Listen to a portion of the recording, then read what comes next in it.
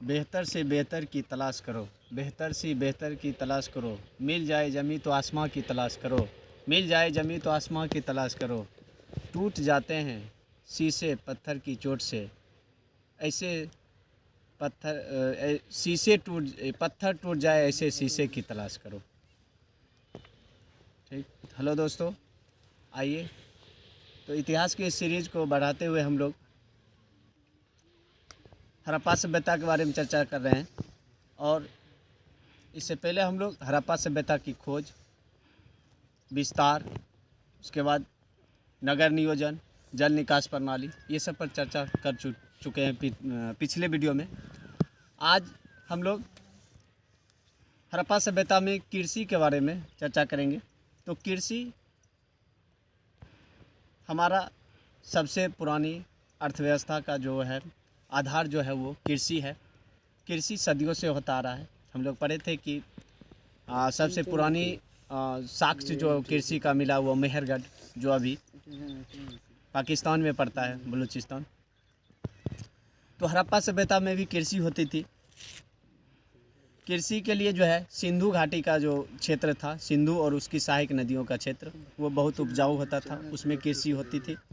उसके बाद यहाँ प्रत्येक साल बाढ़ भी आता था, इससे जो है यहाँ की मिट्टियाँ उपजाऊ हो चुकी थी। उसके बाद जिस प्रकार अभी हम लोग कृषि करते हैं, जो अक्टूबर नवंबर में जो है बोते हैं, फिर मार्च अप्रैल में काट लेते हैं, इसी प्रकार से उस समय भी जो है ऋतुएं था और कृषि जो है सीजन यही था। उसके बाद कृषि में जो यहाँ होता था वो था जैसे गेहूँ, जौ, मटर, तिल, सरसों, जो देख रहे हैं हमारे अगल बगल, ये सब की खेती हड़प्पा सभ्यता में भी होती थी। उसके बाद ये थोड़ा सा जो है फसल और प्राप्ति स्थान वो उसको देखते हैं। जैसे चावल की जो प्राप्ति हुई है वो लोथल और रंगपुर से चावल जो धान की प्राप्ति हुई है। उसके बाद सौराष्ट्र जो महाराष्ट्र में पड़ता है, ये सौराष्ट्र जो गुजरात में पड़ता है, वहाँ से बाजरे के लिए जो है बाजरे की खेती का साक्ष्य मिला है। उसके बाद सरसों जो हमारे बगल में देख रहे हैं, इसकी जो साक्ष्य मिला है वो राजस्थान से मिला है, कालीबंगा। ठीक। उसके बाद यहाँ जो कृषि जो होती थी वो जैसे कालीबंगा से हम लोग देखे हैं कि हल से जुते हुए खेत का साक्ष्य प्राप्त हुआ है। ये लोग जो है उस समय भी जो है कहा जाता है कि हल से ही जो है जोत कर जो है कृषि बोया जाता था। जिसमें जो है हम लोग मिट्टी से बना खिलौना, जो खास करके जो है हल बना हुआ है, उसका जो है साक्ष्य से पता चलता है कि लोग हल से ही खेती करते थे। तो ये कृषि था। हाँ, एक बात नोट में याद रखना है कि गन्ना का साक्ष्य हड़प्पा सभ्यता से नहीं मिला। और एग्जामिनर हमेशा बच्चों को फंसाने के लिए यही सब क्वेश्चन करता है कि जो अपवाद हो, तो गन्ना का साक्ष्य नहीं मिला है हड़प्पा सभ्यता से। तो ये था सिंधु घाटी सभ्यता का कृषि प्रणाली। नेक्स्ट है आपका पशुपालन। सिंधु घाटी सभ्यता में पशुपालन, जैसे हड़प्पाई लोग जो है बैल, गाय, उसके बाद भैंस, बकरी, सूअर, ये सब जो है पालता था उस समय भी। और हाथी तथा घोड़े से परिचित था, लेकिन वो उस समय पालतू नहीं बना पाया था, परिचित था। क्योंकि हम लोग देखे हैं कि ये सुरकोटदा जो गुजरात है वहाँ से, और लोथल और कालीबंगा, यहाँ से जो है घोड़े का अस्थि पंजर का साक्ष्य मिला है। तो इससे पता चलता है कि वो लोग घोड़े से भी परिचित थे, लेकिन वो लोग घोड़े और हाथी को पालतू नहीं बनाया था। उसके बाद गेंडा जो देखते हैं हम लोग, वो उसका जो है आमरी से प्रमाण मिला है। आमरी जगह का नाम है, सिंधु घाटी सभ्यता का जगह है आमरी, जो राजस्थान इधर जो है पड़ता है, उसमें वहाँ से जो है ये क्या कहते हैं गेंडा का प्रमाण मिला है। अब यहाँ आपको जो है एक फिर जो है आपको अब बात याद रखना है, जो नहीं मिला है वो है शेर का कोई साक्ष्य सिंधु घाटी सभ्यता से नहीं मिला है। तो ये था पशुपालन। और फिर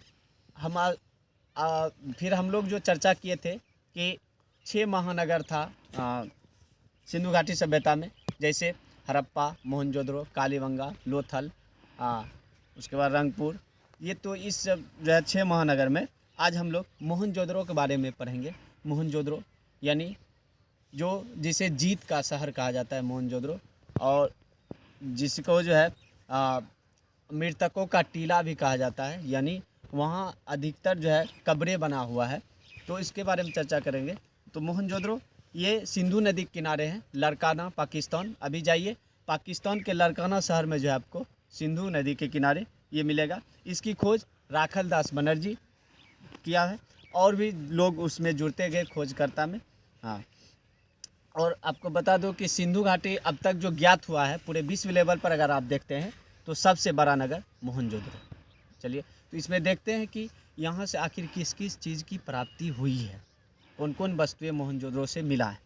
इसमें जो है सबसे पहले है आपका विशाल स्नानागार, जिसके बारे में हम लोग पीछे चर्चा कर चुके हैं। विशाल स्नानागार जिसकी लंबाई आपका 11 मीटर, उसके बाद चौड़ाई था 7 मीटर और गहराई था 2 मीटर। इस प्रकार से था विशाल स्नानागार, जिसको किसी मतलब विशेष अवसर पर, जैसे पर्व हो गया, कोई विशेष अवसर हो, पूजा पाठ करने के लिए जो है उसमें जो है क्या करता था, स्नान किया जाता था उस समय। उसके बाद है पुरोहित का आवास। वहाँ जो है मोहनजोदड़ो से पुरोहित का आवास मिला है। पुरोहित अर्थात कोई इतिहासकार का कहना है कि वो पुरोहित नहीं, वो राजा है, वहाँ का जो है शासक है, वो मिला है। उसके बाद मोहनजोदड़ो से मिला है सभा भवन। सभा भवन जो अभी हमारे जो जैसे देखते हैं कि संसद जो है दिल्ली में बैठता है, संसद में जैसे हमारा जो संसद है, उस प्रकार से सभा भवन अगर कहेगा तो मोहनजोदड़ो से प्राप्त हुआ है। उसके बाद नग्न मूर्ति, कांस्य की नग्न मूर्ति मिला है, ये मोहनजोदड़ो से। नृत्य करती हुई महिलाएं, इसको कहा जाता है कि नग्न अवस्था में। उसके बाद एक सिरंगी पशुओं वाली मुद्रा। एक सिरंगी जो पशु जो होता है उसकी जो है मुद्रा पर छाप दिखाया गया है। हाँ, अभी जो कुछ दिन पहले जो मोहनजोदड़ो मूवी आया था उसमें भी इसका जो है दिखाया गया है, एक सिरंगी पशु के बारे में। हाँ, तो उसके बाद दाढ़ी वाले पुजारी की मूर्ति। दाढ़ी वाला पुजारी की मूर्ति जो है ये आपको मोहनजोदड़ो से प्राप्त हुआ है। और मुहर पर नाव का चित्र, ये आपको मोहनजोदड़ो से प्राप्त हुआ है। तो आज के लिए इतना ही। जय Hind. Please like and subscribe.